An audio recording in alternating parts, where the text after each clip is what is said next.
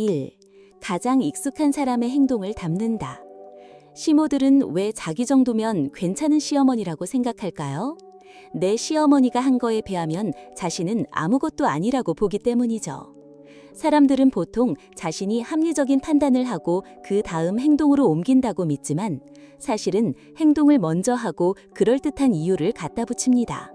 인간은 우리가 생각하는 것보다 훨씬 동물적이고 본능에 충실한 집단입니다. 일단 자신이 가장 많이 보고 들었던 행동을 무의식 중에 따라합니다. 명분은 얼마든지 만들 수 있습니다. 인간은 익숙한 것을 선이라고 판단하는 경향이 있는데 그래서 나쁜 행동도 쉽게 따라하고 심지어 감정도 따라갑니다. 폭력적인 부모 아래서 자란 아이는 대부분 폭력적인 성인이 됩니다.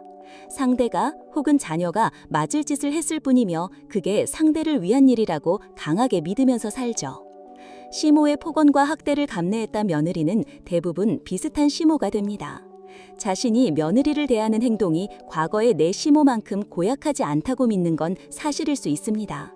다만 이는 시대가 바뀌고 사회가 허용하는 수준이 달라졌기 때문이지 본인이 스스로 자중하고 노력해서 얻은 결과는 보통 아니라는 것이죠.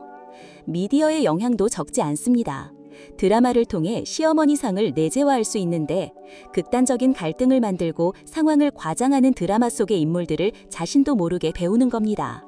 내 의식은 그것이 허구라는 것을 잘 알고 있지만 악역을 연기한 배우의 등짝을 후려치고 싶은 충동을 현실에서 느끼는 것처럼 무의식 한편에서는 그걸 현실이라고 받아들입니다. 뇌는 일반적으로 생각과 현실과 픽션을 구분하지 못하고 의식 밖에서 일어나는 내재화를 물리적으로 막기는 어렵습니다. 어쩌면 막장 드라마를 줄이는 것이 도움이 될지도 모르죠. 2. 알아서 기는 사람에게 굳이 예의를 차려야 할까? 익숙한 모습을 내면화하고 관습대로 사는 건 며느리도 마찬가지입니다. 잘 보이려고 애를 쓴다는 건 나를 평가해달라는 뜻입니다. 시어머니 입장에서는 평가를 원하는 며느리를 평가했을 뿐입니다. 스스로를 지나치게 낮추면 사람이 하찮아 보입니다. 뭐든 다 해줄 것처럼 군이 뭐든 요구하는 거죠. 낯선 타인이라면 의심하고 경계할 만한 행동이지만 시가에 대한 며느리들의 자발적인 자기 낮춤은 역사적으로나 문화적으로나 그저 괴롭혀도 안전한 대상이라는 걸 스스로 증명할 뿐입니다. 나를 평가하지 않도록 하려면 애써 잘 보이려고 하지 말고 일관성 있게 거절할 줄 알아야 합니다. 친절도 담백하게 해야 합니다. 시모를 악마화하는 것은 전혀 도움이 되지 않습니다. 우리가 이렇게 사는 건 다 그럴 만한 이유가 있어서 그런 겁니다.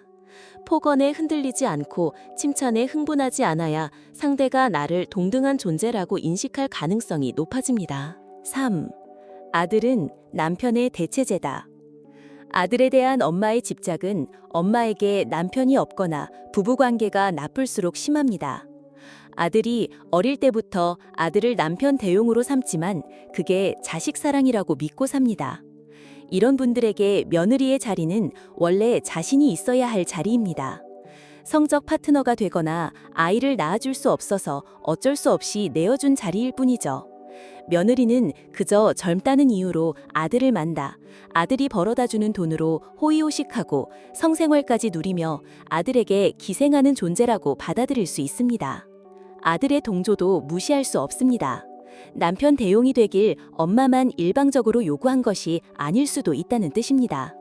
만약 어린 시절 가부장적이고 폭력적인 아버지로 인해 집안이 늘 불안하고 공포에 휩싸인 상황이었다면 아들은 엄마에게 극단적으로 의존하고 심리적으로 강하게 밀착할 수 있습니다. 친구나 애인 혹은 그 이상의 존재가 되기도 하죠. 일종의 공생관계인데 성인이 되고 결혼을 한 뒤에도 습관처럼 이 관계를 유지하려 할 수 있습니다. 엄마의 요구 때문이기도 하지만 불안정하고 무거운 책임을 짊어진 결혼 생활에서 어린 시절 경험했던 심리적 안정을 다시 엄마를 통해 찾으려 하는 것일 수도 있습니다. 아들은 그것이 단지 효도라고 믿고 살 따름이죠. 비슷한 의미에서 다른 해석도 가능합니다. 보통 딸의 남성 파트너에 대해서는 아버지가 노골적으로 질투와 경계심을 드러내도 문화적으로 기꺼이 용인되는 측면이 있습니다. 반면 사회는 아들의 여성 파트너에 대한 어머니의 질투를 잘 허용하지 않습니다. 아빠가 딸에 대해 남성의 역할을 하려는 욕구가 있다는 것을 남성은 쉽게 드러내지만 엄마는 아들에 대해 여성의 역할에 대한 욕구가 있다는 것을 쉽게 드러낼 수는 없다는 거죠. 엄마의 역할에만 충실하도록 사회적으로도 스스로도 압박하는 겁니다. 어쩌면 그래서 아들의 파트너를 미워할 수 있는 구실을 자꾸 찾는지도 모릅니다. 내가 널 나무라는 건 질투가 아니라 네가 며느리의 도리를 제대로 하지 않아서다. 솔직하게 감정을 드러낼 수 없으니 불필요한 트집을 더 반복하는 측면이 있는 것이죠. 4. 모성 찬양에 따른 보상 심리. 반려견은 여성이 산책시킬 때 훨씬 많이 짖는다는 걸 아시나요? 남성 보호자에 비해 산책길에서 참견하고 공격하는 주변 사람들이 많아서입니다. 아이 산책도 마찬가지입니다. 젊은 아빠는 유모차만 끌고 나가도 그 자체로 칭찬받지만 젊은 엄마는 아이가 입은 옷자락 하나에도 유모차를 끄는 방식 하나에도 심지어 아기의 생김새를 갖고도 낯선 사람들에게 온갖 잔소리를 들어야 합니다. 양육 방식 역시 아이를 자유롭게 두면 방치라고 하고 교육에 매진하면 애를 잡는다고 합니다. 엄마의 역할을 절대적으로 두고 성역화하기 때문인데 불필요한 스트레스까지 다 짊어지고 애를 키울 수밖에 없죠. 스스로도 편하게 있으면 좋은 엄마가 아닌 것 같아서 하다못해 청소라도 2번이고 3번이고 더 합니다. 쓸데없이요. 엄마의 역할은 자녀가 결혼을 해도 끝나지 않고 손주를 봐줘야 한다는 강박으로까지 이어집니다. 모성 강박 때문에 힘들게 살았지만 결국은 보상 심리가 작동하고 모성 찬양에 안주하려 합니다. 내가 널 어떻게 키웠는데 난 엄청난 희생정신으로 널 키워낸 사람이다. 보상받아 마땅하다. 라는 만부심이 끓어오르죠. 그리고는 온갖 신호를 보내며 날 행복하게 하라고 요구합니다. 사실 양육 과정에서 엄마를 가장 힘들게 한 것은 정작 아이가 아니라는 걸 엄마는 애써 지워버립니다. 가장 만만한 대상에게 날 책임지라고 요구하는 것이며 사랑하는 아들보다는 어느 날 갑자기 그들 사이에 끼어든 며느리가 희생양이 되길 바라죠. 어쩌면 시몬은 계속해서 보상받기 위해 지속적으로 며느리를 문제시하고 애써 정을 주지 않으려 하는지도 모릅니다.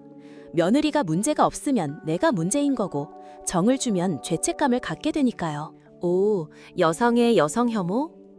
조선시대 한국 땅을 처음 밟은 어떤 서구의 외국인이 있었습니다. 그가 본 첫 풍경은 가축이 살 것 같은 초가집들이 거리에 즐비했고 이곳에서 남자들은 죄다 밖에 나와 놀고 있고 여성들만 죽도록 일하고 있는 모습이었다고 합니다. 근원적으로 조선의 여성은 남상의 노예였고 부속물이었습니다. 아들을 가지면 신분 상승을 하고 며느리라는 어린 여성 노예를 둘 수 있었죠. 21세기에 웬 조선 타령이냐고요? 조선시대나 일제시대에 혹독한 시집살이를 한 사람을 시어머니로 모셨던 분들이 현재 생존해 있기도 합니다. 생각보다 멀지 않은 얘기라는 뜻이죠. 불과 한 세대도 제대로 건너뛰지 못했는데 500년 넘게 이어온 빡센 시월드 유전자가 단숨에 사라지길 기대하는 건 진화론적인 차원에서 보면 거의 불가능에 가깝습니다. 요즘은 흔히 남녀 갈등이라고들 하지만 보통은 여자도 여자가 만만합니다. 난 노예로 살았는데 시대가 바뀌었다고 며느리들이 주인 행세를 하려고 하니 눈꼴사 나올 수같게요. 아들이 밖에서 힘들게 번 돈이나 축내는 기생충 같은 존재인데 말이에요. 만약 며느리가 능력이 좋아서 아들보다 돈을 더 많이 버는 경우라면 상황이 달라질 수도 있겠죠. 하지만 돈 잘 버는 노예는 칭찬받는 존재일 뿐 주인으로 단번에 신분 상승이 되지는 않습니다. 또한 돈 잘 버는 노예는 주인의 주머니를 채워줄 때만 가치가 있으며 주인의 주머니를 채워주지 않는 고스펙 노예는 괘씸죄로 더 강력한 탄압의 대상이 되기도 합니다.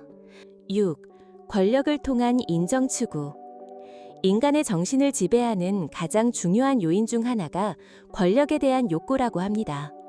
우리는 살면서 매 순간 수많은 선택을 하고 가족 안에서도 중요하든 사소하든 선택을 주로 누가 하느냐에 따라 권력의 위치가 이동하는 것처럼 느낍니다. 시어머니의 권력 추구는 일종의 강자동일시에서 출발합니다. 모자일체라고 할까요? 가정에서나 사회에서나 대체적으로 약자로 살아온 엄마들은 물리적으로 강자이며 사회적 위치가 더 높다고 혹은 더 높아질 거라고 여기는 아들에게 주로 자기 동일시를 합니다. 과거 오랜 기간 부모들이 아들을 극단적으로 선호했던 것도 어찌 보면 관력욕과 자기 이익에 따른 철저한 계산의 결과였다고 할 수 있습니다. 시대가 많이 변했지만 아들의 쓸모는 여전히 존재합니다. 권력을 통해 자신의 가치를 인정받으려 하는 욕구는 우리 사회에서 아주 흔한 정서로 통합니다. 극단적인 경쟁 사회이고 뿌리 깊은 서열 사회이기 때문이죠. 그러나 며느리를 상대로 한 시어머니의 힘이라는 것은 우회한 것이며 스스로 쟁취한 것이 아니기 때문에 영원히 채워지지 않는 욕구가 될 수밖에 없습니다.